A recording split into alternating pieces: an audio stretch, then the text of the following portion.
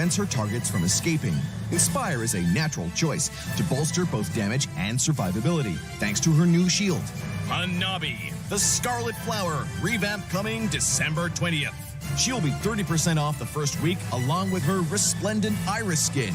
Give the new Hanabi a whirl and tell us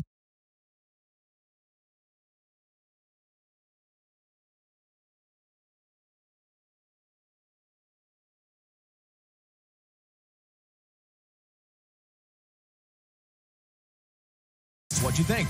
Until next time, we'll be seeing you in the Land of Dawn. Hanabi, the Scarlet Flower, revamp December 20th.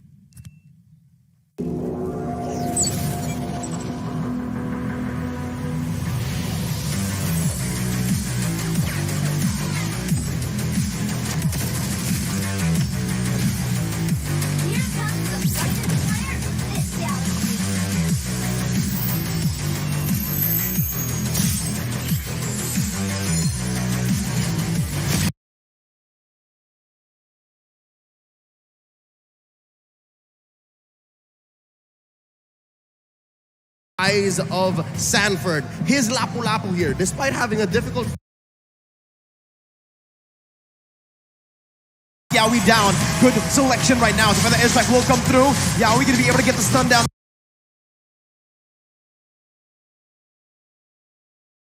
She works super well with Matilda, and that's the reason Echo banned out all these marksmen. They wanted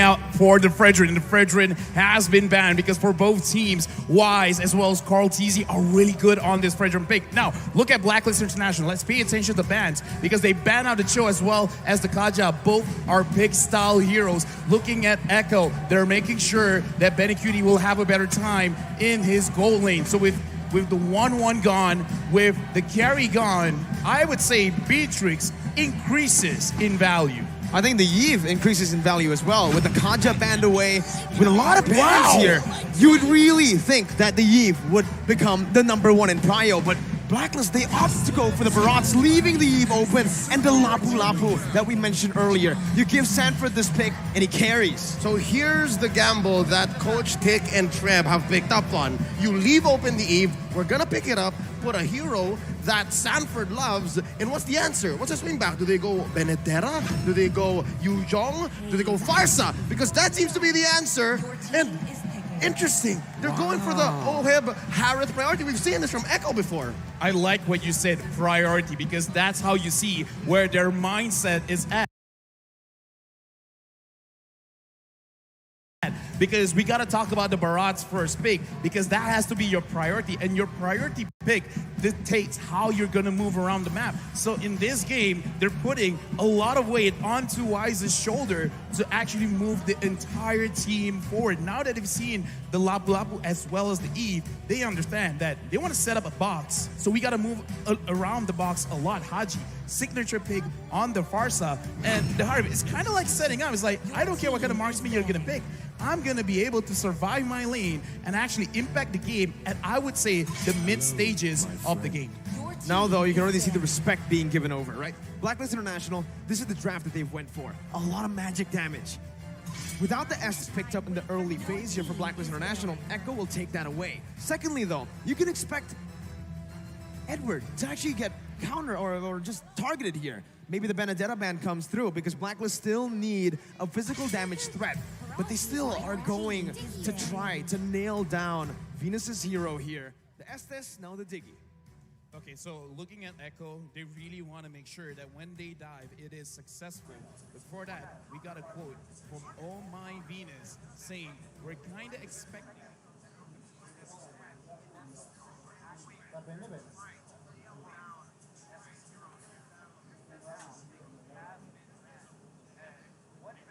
Let list เนี่ยแอคกูเนี่ย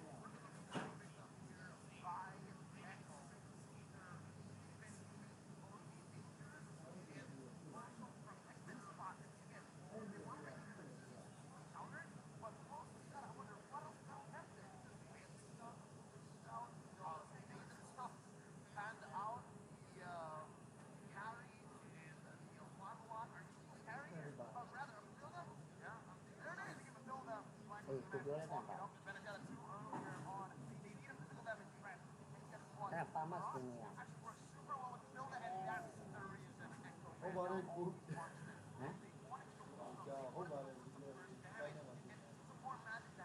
Coba deh gue. Kok pernah mati?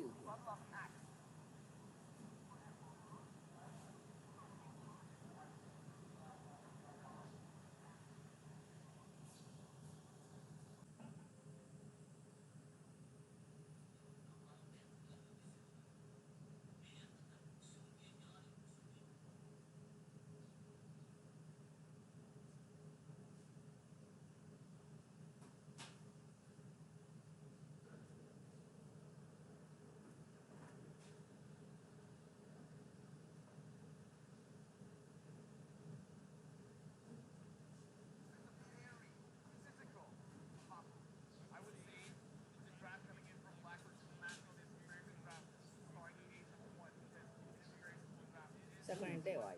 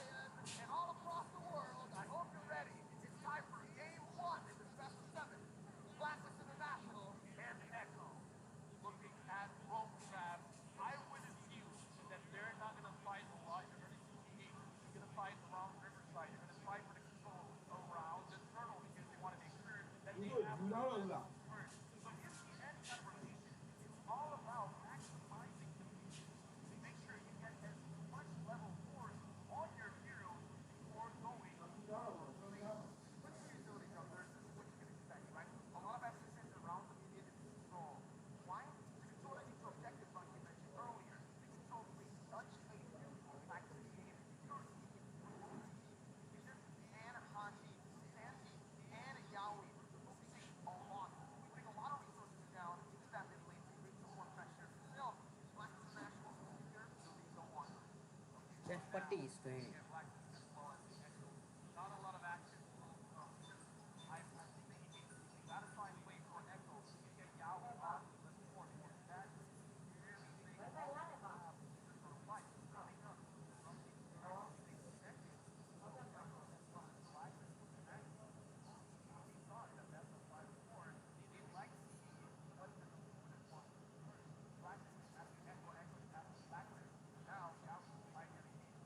He does have the flicker here and pops the flicker just to escape. Blacklist International with a resource advantage before the first turtle spawns in 15 seconds. That's going to be Blacklist here, knowing that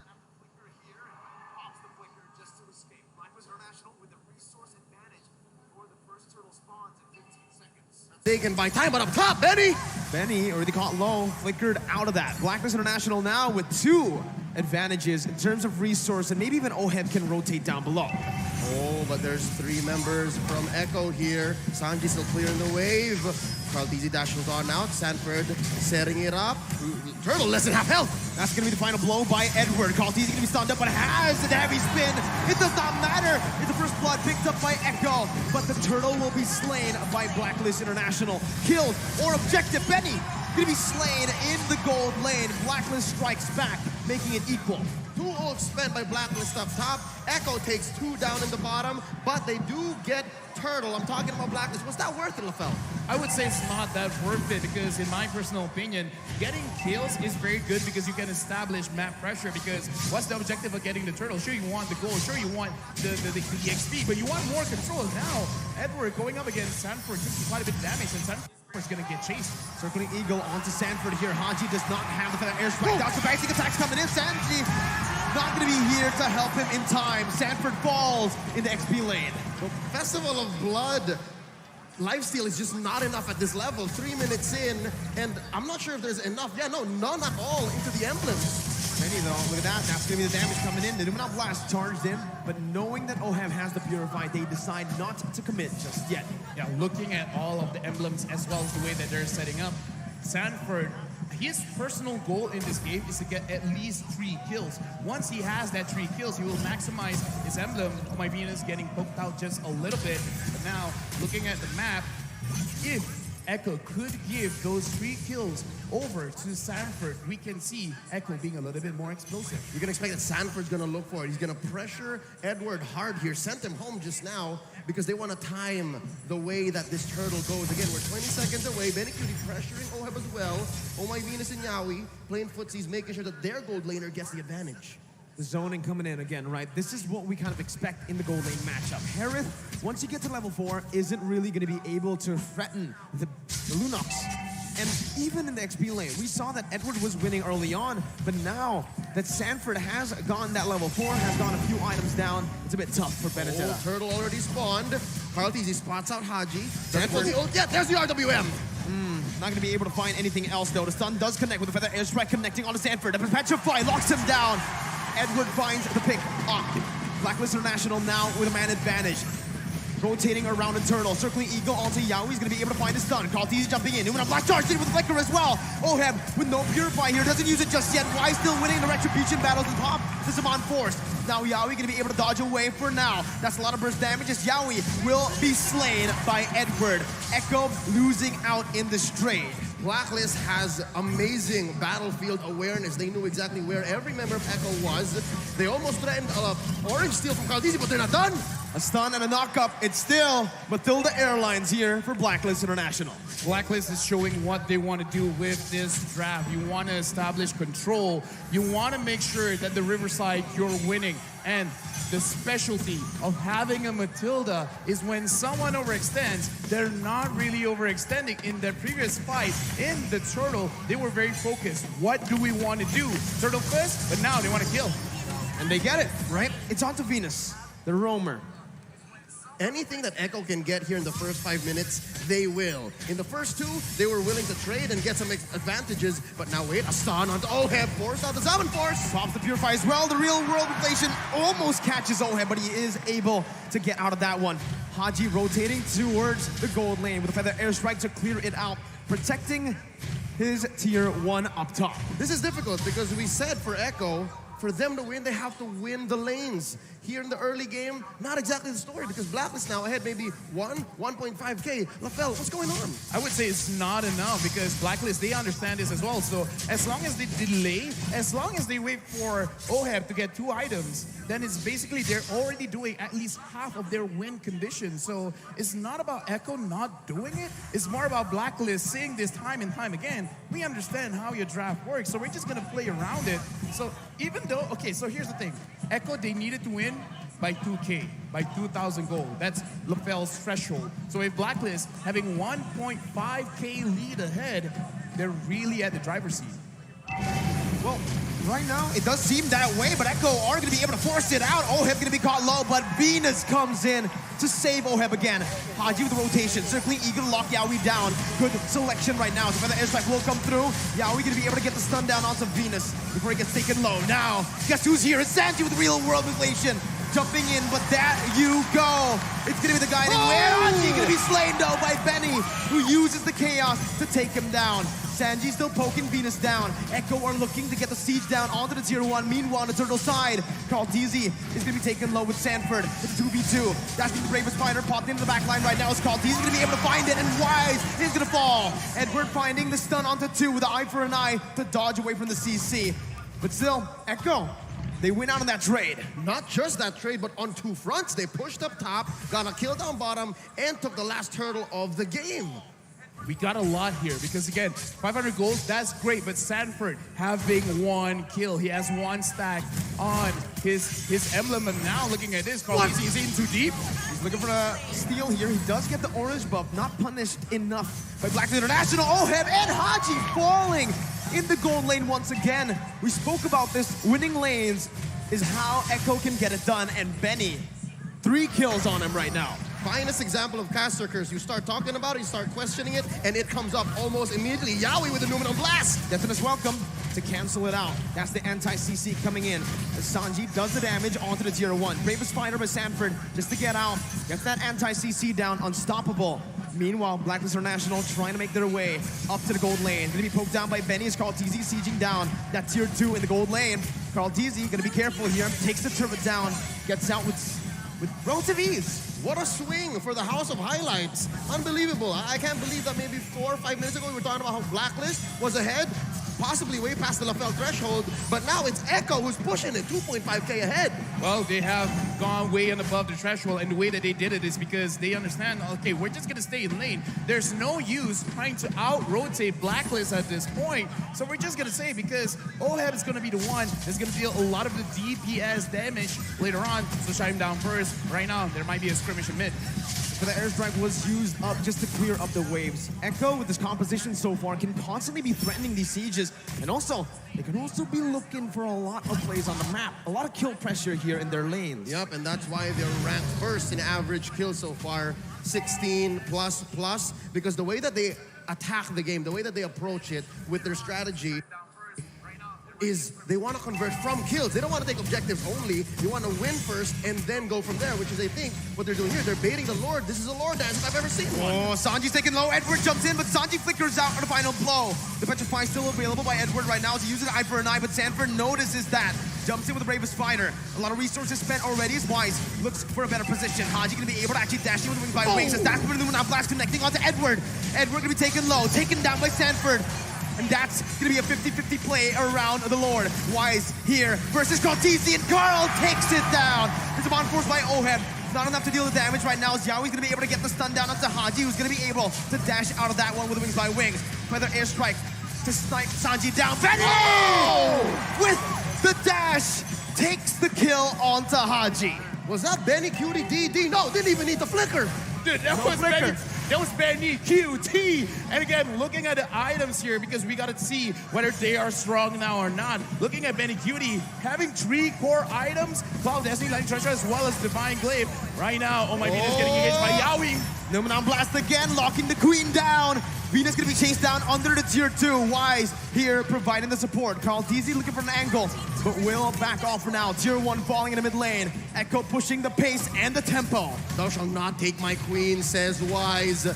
Echo pressuring mid lane tier 2, even tier 2 down bottom. That's Sanford going solo, Lord up top. Echo is 5K ahead here, 11 minutes in. It's still not over because Blacklist International, they can still come back because they have a very beefy front line, as well as a lot of damage coming in from Haji and Oheb. Oheb just finished the Holy Crystal. Looking at the damage from Haji. Haji can't connect it just yet. Carl TZ is spotting people out. The Lord is here. Will Echo engage? They will. Luminant Blast charged up already. Just to zone the other members away. Oheb jumps in with some on-force. Wise in the front lines, providing the support. Real world manipulation, baited in. Sanji not dealing enough damage for now. Blacklist just backing off. Echo doing the same thing. Noticing they have the lead. It's disciplined plays from Echo. Relatively safe defense and siege from Echo. They did their best to get the most out of that Elemental Lord, but we have a Luminous one possibly coming up in a minute and a half, forcing out a feathered airstrike. Echo is relentless. They're not leaving.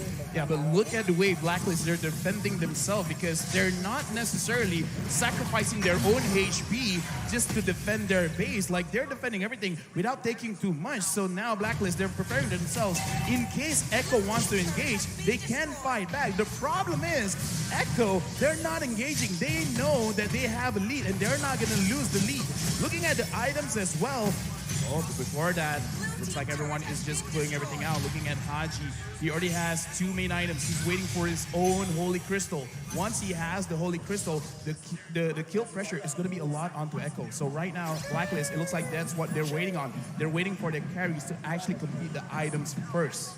It looks like Echo has cornered Blacklist into their base, and this is the trademark Blacklist defense. A lot of teams worldwide have been on the receiving end of this defensive rubber band, and it's not impossible that Blacklist still comes back, but with Echo at 6K playing this defensively, playing this disciplined, waiting for this Lord coming up in 5 seconds, it looks like Echo also knows how to combat that.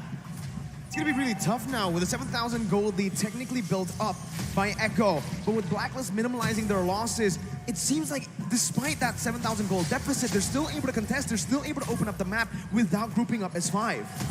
Yeah, looking at the map as well, Blacklist, they're not really moving away from each other. They should understand that this Lord is going over to Echo for free. Having that Lunox makes it very difficult for you to contest. And that's the power spike we're looking at. Echo, this is the inevitable. They have set themselves up for success here. And for Blacklist, the answer is to send Agent Zero, send Edward into the long lane and try to push that, because not a single tier 1 has fallen for Echo. They didn't even have to use the Retribution, by the way. So Carltese was able to steal the purple buff away. So right now, again, Echo are just building up the way, slowly but surely, to finally take some base turrets down. This is what kind of feels bad as a Barras. You kind of don't care too much about your buffs getting taken away, but what you do care about is it's hard for you to maintain those stacks, because Barras is at his strongest at like, what, 15 stacks? Because looking at Wise now, that is a pretty small Wise. That's a small dinosaur there, and you're right.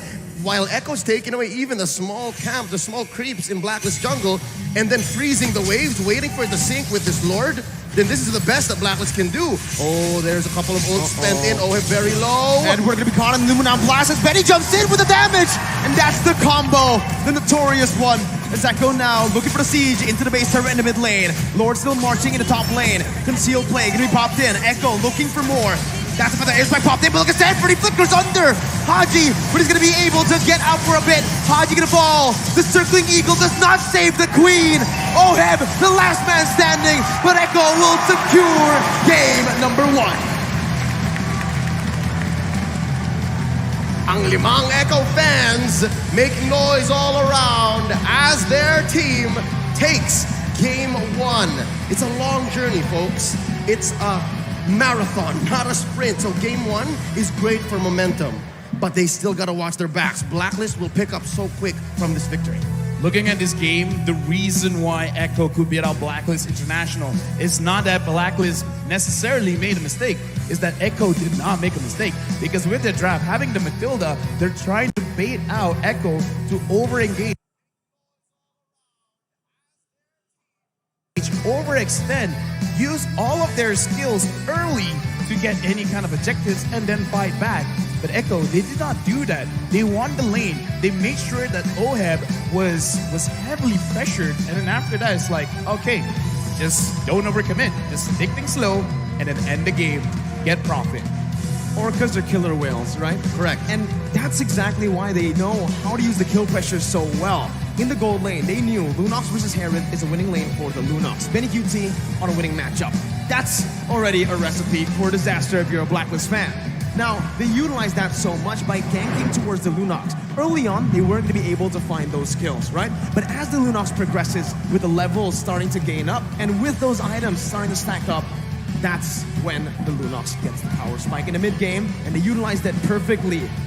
Not just the laning phase, actually even in team fights, Oheb's Harith was in such trouble. Again, we saw there the winning moment from the eyes of Sanford. His Lapu-Lapu here, despite having a difficult 5 to 6 minutes, picked up. Again, I think he was just waiting for LaFell's timing and saying, you know what, I need a couple of kills, I need the blood, the Festival of Blood to have triggers, and the Bloodlust Axe. Exactly. And then even Oheb is in trouble. So with that being said, I think we're gonna need the help of our analysts to break this down. There's a lot that happened here, starting with the draft, a lot as well that went into the mid-game spike for Echo, and even Blacklist struggled to find the rubber band. That's what's scary about the squad, the Orcas. Again, you're right, they're killer away. Ladies and gentlemen, we'd like to remind you every night, so make sure y'all log in, all right? Enough here. It's not, because between Benny and Sanford, that's The jungle, but it could not happen much. So, fellas.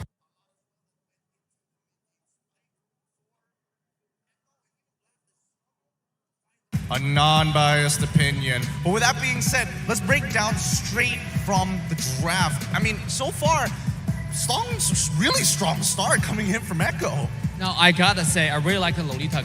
The pressure. Yeah. Really game pressure. Assassinate when he said the Lolita was a great pick, because not only does it like If we're talking about the draft, I mean, those are the bans, but the